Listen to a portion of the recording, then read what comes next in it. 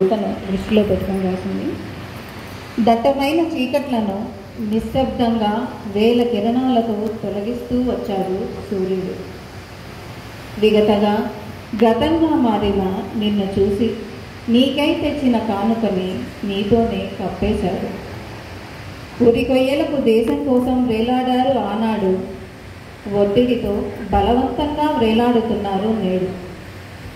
గుప్పెడు గుండె కొండంత ధైర్యాన్ని మోస్తుంది, చెరువంత కన్నీటిని దాస్తుంది. గుప్పెడు గుండె కొండంత ధైర్యాన్ని మోస్తుంది, చెరువంత కన్నీటిని దాస్తుంది. ఆశగా కట్టిన సౌధం బూజు కర్రకు ఛిద్రమైతే మరో ఇల్లు కట్టడం లేదా సాలీడు.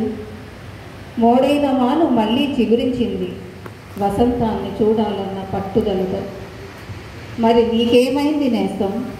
ఒక్క రేయి ధైర్యం అనే గూటిలో దీపం పెట్టకపోయావా?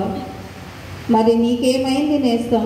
ఒక్క రేయి ధైర్యం అనే గూటిలో దీపం పెట్టకపోయావా అంటూ కందిన మోముతో ఎర్రని కన్నీరు కారుస్తున్న సూర్యుని తిరిగి రానివ్వనంటూ తిమిరం కప్పేసింది.